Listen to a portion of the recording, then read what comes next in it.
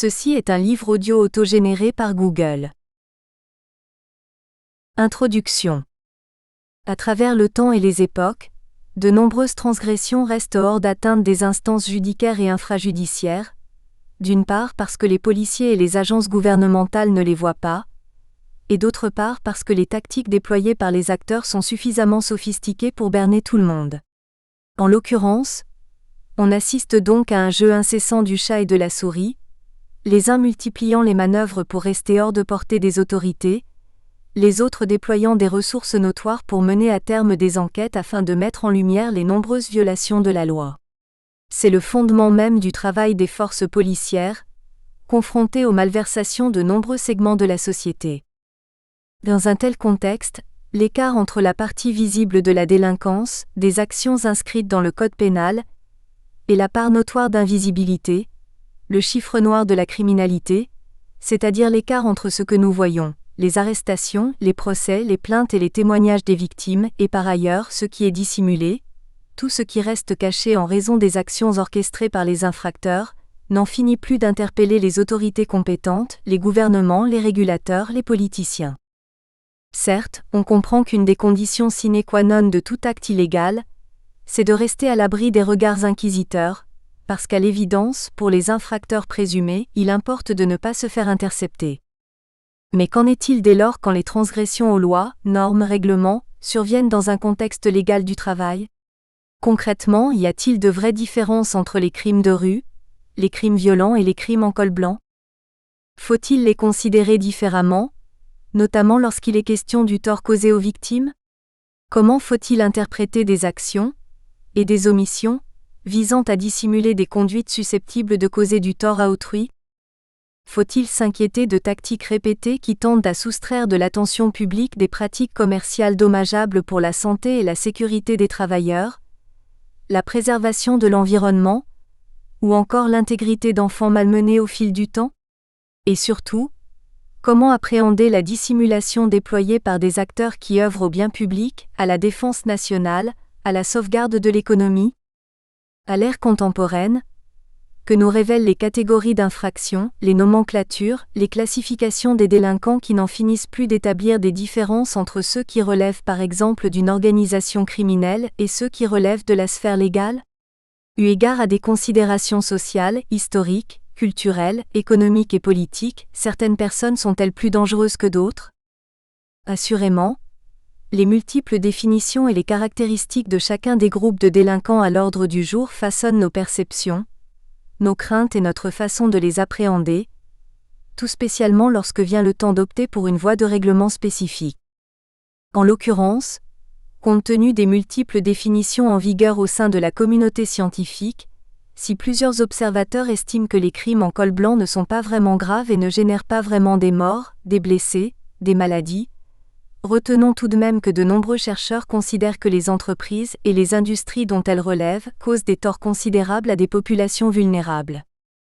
Si les avis sont partagés sur les conséquences à court et à long terme qui émanent de la déviance des élites, une certitude pourtant semble acquise, c'est que dans la sphère légale, la capacité des infracteurs présumés à dissimuler leurs activités répréhensibles et leurs omissions,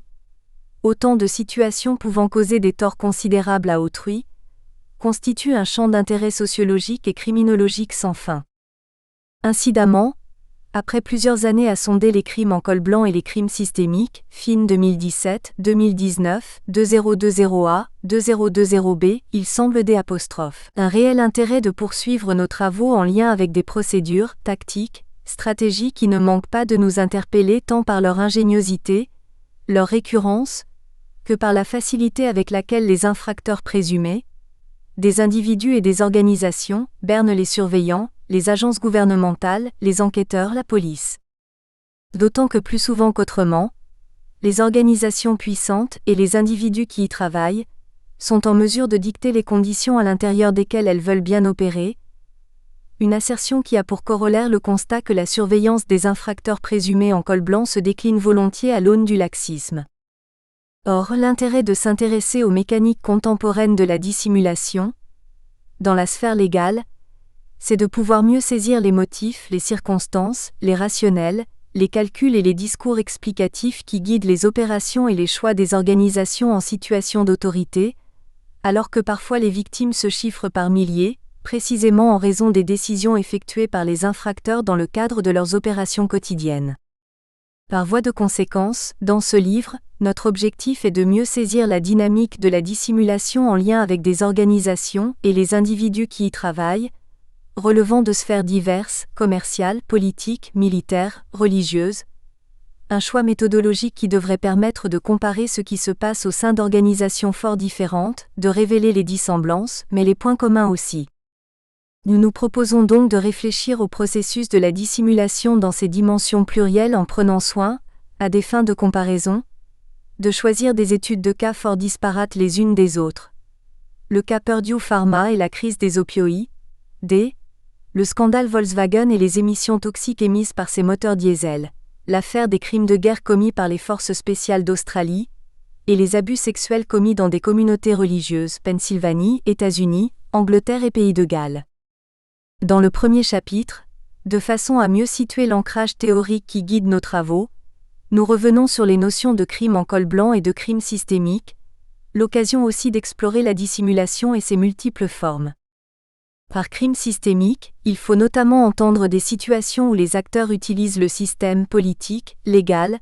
judiciaire, économique, culturel, social, militaire, religieux,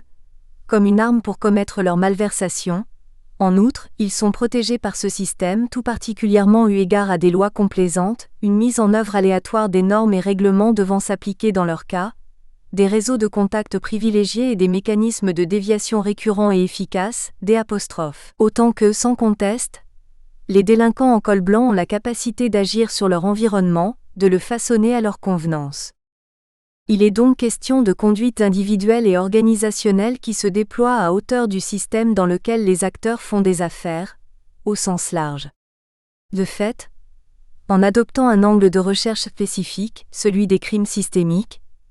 il sera alors possible non seulement d'aborder le phénomène de la dissimulation en tenant compte de sa mouvance spécifique, mais également, d'examiner des conduites qui sortent du domaine exclusif des crimes en col blanc et de scruter plus amplement ce qui se passe dans des domaines autres que le domaine économique, en particulier la sphère militaire et l'arène religieuse. Dans ce chapitre, seront également précisées les stratégies méthodologiques qui ont été retenues dans le cadre de cet ouvrage. Le chapitre 2 se penche plus précisément sur les différentes dimensions du syndrome du Seigneur des mouches, lequel va se décliner en tenant compte des composantes suivantes. Les membres du groupe sont convaincus qu'ils sont spéciaux, et donc ils peuvent s'affranchir des lois qui sont en vigueur au sein de l'organisation et de la société dans laquelle ils vivent. En outre, les infracteurs estiment que le sacrifice qu'ils consentent à faire dans le cadre de leurs activités quotidiennes justifie amplement de bénéficier de mesures extraordinaires pour évaluer leur conduite et leurs transgressions. Toujours en lien avec la déclinaison du syndrome du Seigneur des mouches, il faut comprendre que les membres des organisations en lice en viennent à considérer le sacrifice des autres comme acceptable, nécessaire et inévitable, l'objet du chapitre 3. Dès lors, dans le chapitre 4, il apparaît essentiel de s'intéresser aux boucliers de protection qui entourent les infracteurs présumés, l'occasion de cibler plus en profondeur la question de la loyauté au groupe, l'apport incommensurable des complices, à l'interne et à l'externe, les pressions exercées sur les sonneurs de cloche éventuels afin qu'ils se taisent et ne dévoilent pas les malversations en cours au sein des organisations en jeu, autant de conditions qui font en sorte que les poursuites judiciaires qui pourraient être intentées contre les acteurs sont retardées ou prescrites à jamais. Dans le chapitre suivant, chapitre 5, nous examinons plus attentivement la manière dont la surveillance s'est déployée dans les configurations à l'étude, l'occasion de réfléchir à la capacité des acteurs d'influencer l'adoption des lois qui les concernent ainsi que leur mise en œuvre. Le chapitre 6 tente de cerner plus adéquatement encore l'écart que l'on peut constater entre l'image projetée de l'organisation sur la sellette, l'image publique, et par ailleurs ce qui se passe concrètement au quotidien derrière les portes closes, si on peut dire, les manœuvres en vue de camoufler les méfaits commis aux dépens de nombreuses victimes, la destruction et la falsification de preuves, les publicités trompeuses, les déclarations erronées des infracteurs présumés visant à rejeter les actes de délinquance et de fraude sur des autres personnes ou institutions.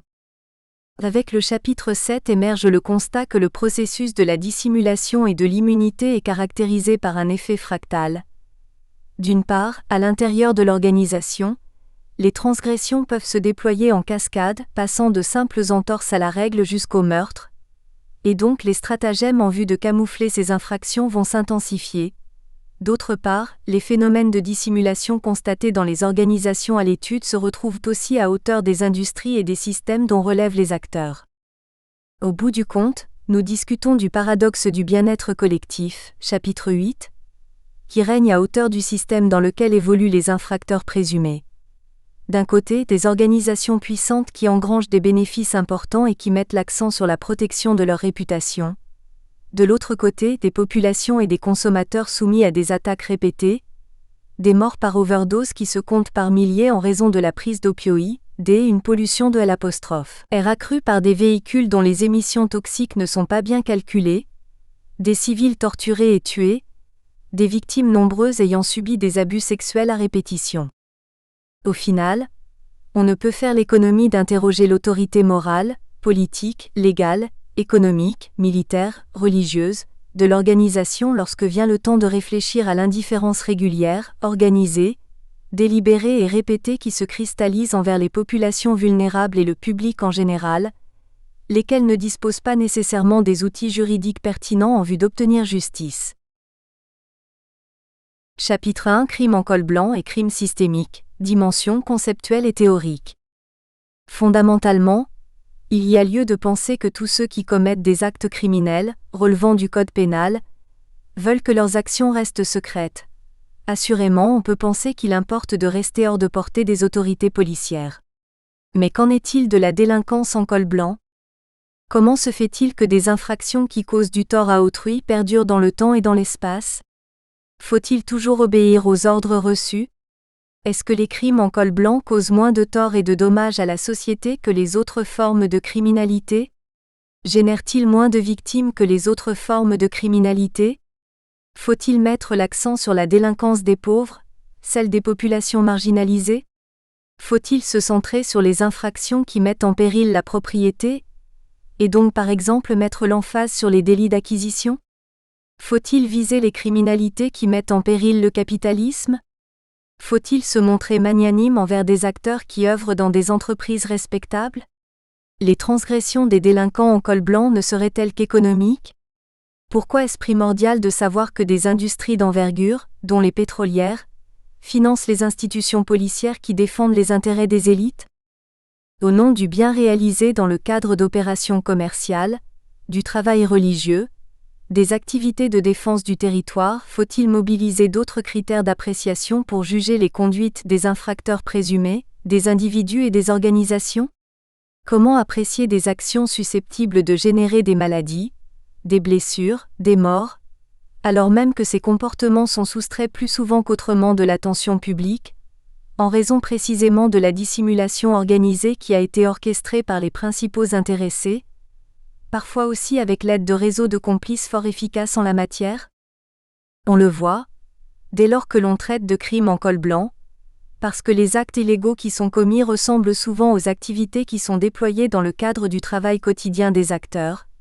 qu'il y a apparence de transactions légitimes, les infracteurs et leurs malversations ne sont pas toujours repérés en dépit de fraudes ou de transgressions qui s'inscrivent dans le long terme. Pour mémoire, lorsqu'il est question de crimes en col blanc et de crimes systémiques, cela fait référence à des acteurs dont la position structurelle est susceptible de les aider à bénéficier de mécanismes de déviation pluriels. Par crime systémique, il faut entendre des situations où les infracteurs sont en position de mobiliser le système dans lequel ils sont en opération en vue de commettre des infractions. En outre, ils sont protégés par ce même système de multiples façons, FIN 2017, 2019, 2020A, 2020B. Cela fait référence aussi à un vaste continuum de théories et de concepts dont la mouvance ne cesse d'étonner. La théorie des pommes pourries, la normalisation de la déviance, la théorie de la grenouille qui saute hors de l'eau chaude mais qui reste dans l'eau froide, l'innocence persécutrice, le tueur absent.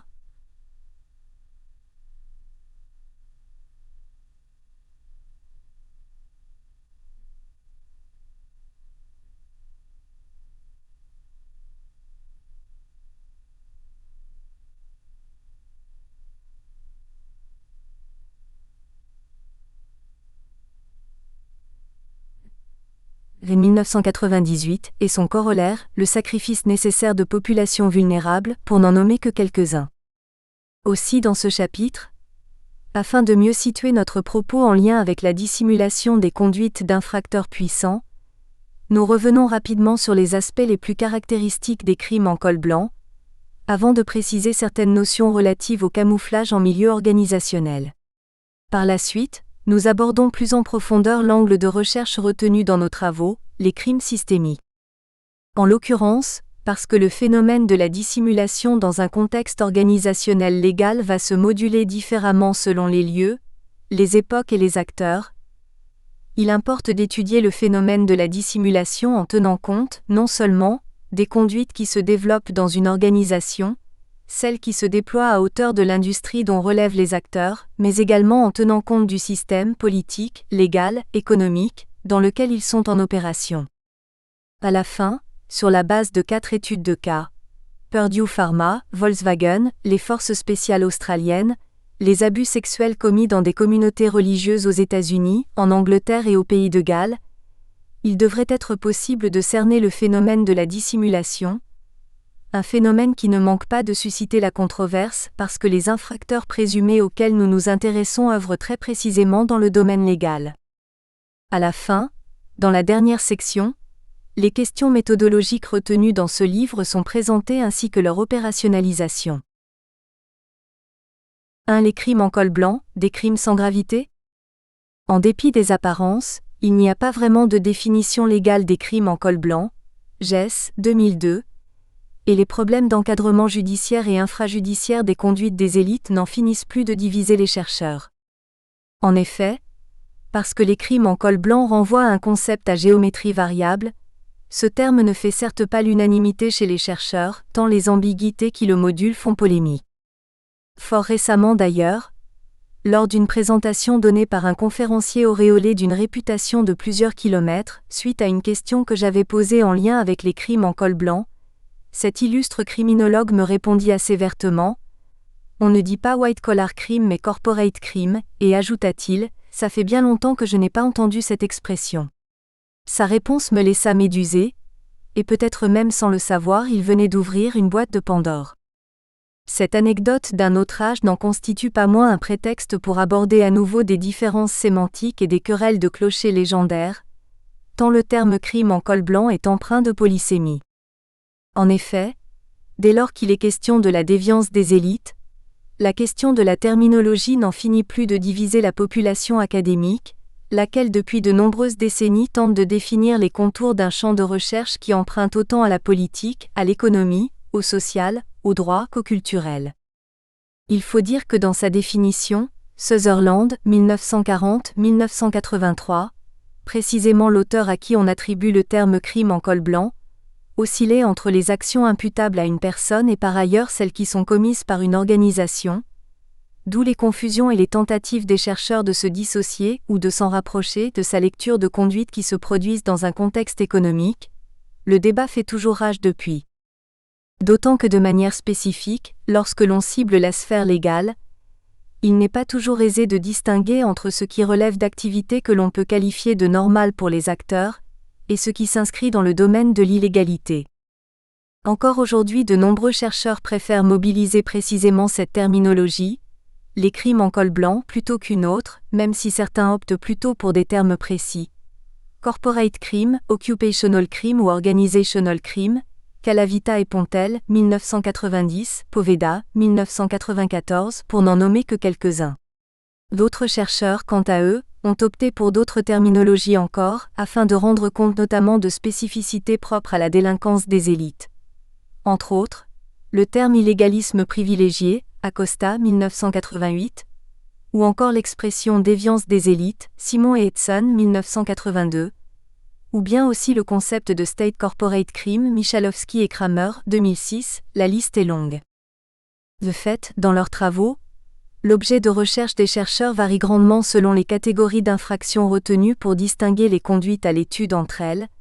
Certains chercheurs vont privilégier les actions des individus ou bien plus précisément celles des organisations. D'autres vont tenir compte, ou non, du statut des infracteurs présumés.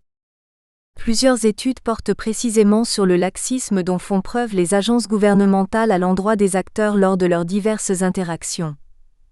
D'autres chercheurs encore optent de manière spécifique sur le jeu des complicités récurrentes et avérées qui ne manquent pas de se cristalliser entre les infracteurs présumés et, par exemple, les politiciens. En effet,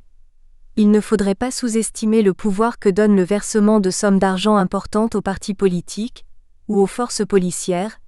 lesquels peuvent devenir des alliés de grande efficacité en cas de litige sur le terrain. À des fins de recherche, on pourrait aussi cibler les liens des infracteurs présumés de crimes en col blanc avec le crime organisé, Ruggiero 2002, Jess 2002, Wong 2005. Rappelons brièvement qu'il existe deux types de délits, ceux que l'on peut qualifier de mala in se, des infractions inscrites dans le code pénal, et ceux qualifiés de mala prohibita, de simples infractions à des règlements, un argument souvent évoqué lorsque vient le temps de statuer sur la gravité des crimes en col blanc. Certains aspects méritent donc d'être à nouveau soulignés, parce que même si l'expression crime en col blanc prête à confusion, tant elle serait galvaudée à toutes les sauces, des composantes importantes caractérisent cette forme de criminalité, des spécificités qui demeurent d'actualité, Green 2004b. En particulier, les individus peuvent être animés de motifs pluriels. Agir pour leur compte personnel, pour l'organisation ou pour ces deux motifs à la fois, Poveda 1994. En outre, parce que leur contribution à la société est valorisée et encensée, parce que les acteurs sont parfois élevés au rang d'intouchables, too big to fail, parce que les organisations puissantes payent des impôts et permettent ainsi au gouvernement d'engranger des revenus substantiels, parce que des complicités notoires compliquent la mise au jour de schèmes de camouflage d'importance, il est toujours difficile de porter des accusations et d'intenter des procès contre des infracteurs présumés des envergure. Fondamentalement, eu égard à la position structurelle des acteurs, leur importance stratégique pour l'économie, leur contribution politique et leurs alliances privilégiées, les infracteurs présumés ont parfois la certitude qu'ils ne seront pas traduits au pénal, ou bien qu'ils vont bénéficier de règlements en dehors de la sphère du pénal, autant de mécanismes de déviation notoires qu'il convient de ne pas prendre à la légère. Au fil du temps, en raison de l'invisibilité de leur conduite, les infracteurs de crimes en col blanc parviennent donc à bénéficier d'une certaine immunité, du moins éviter les poursuites pénales, en dépit de leurs transgressions. Wong 2005. D'ailleurs, plus souvent qu'autrement, la solution est surtout négociée, l'approche punitive n'étant pas l'option de prédilection, notamment dans le cas des lois environnementales, un domaine où règne tout particulièrement le troc Jaeger 1993. Dans cet ordre d'idées,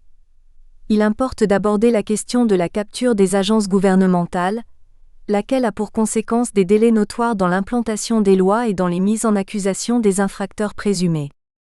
Ainsi, une dynamique de réciprocité façonne les relations des infracteurs présumés avec le domaine de la régulation,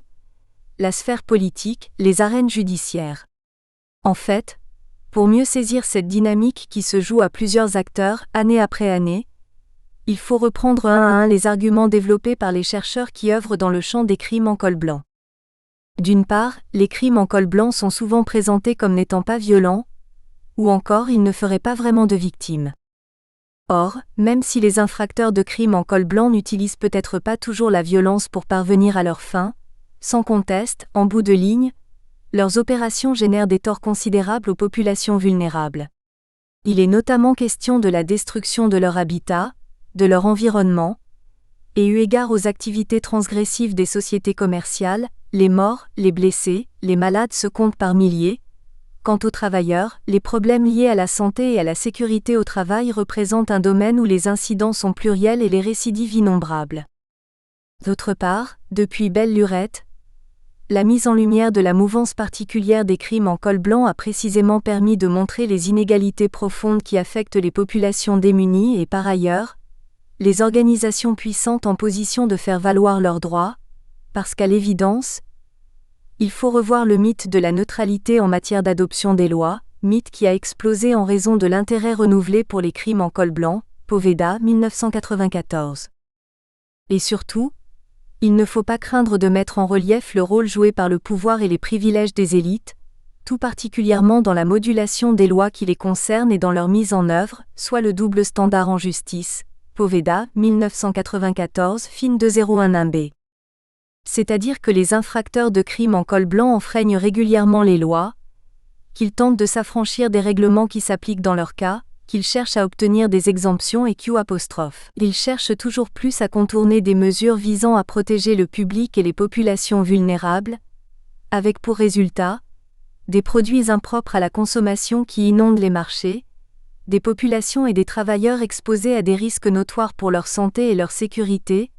un non-respect des droits et libertés récurrents, des saccages importants de l'environnement, notamment la dégradation des habitats de communautés locales, la pollution de l'air et de l'eau à grande échelle, sans que on puisse imputer la responsabilité de ces actions à qui que ce soit. Pour mémoire, Sutherland, 1940-1983, avait bien noté la nature particulière des sociétés commerciales en les qualifiant notamment de multirécidivistes. Et dans ses travaux, Sutherland insistait tout particulièrement sur l'importance de prendre en compte toutes les voies de règlements accessibles aux infracteurs présumés de crimes en col blanc, dans le dessein de mieux saisir l'ampleur de leurs méfaits, au risque de ne pas saisir l'ampleur de leur conduite, au risque aussi de ne pas saisir la profondeur de leur récidive. Point majeur à souligner, même si une compagnie a commis de nombreuses infractions, si les voies de négociation adoptées pour régler le conflit ont été autres que le pénal, par exemple des voies civiles, administratives, infrajudiciaires,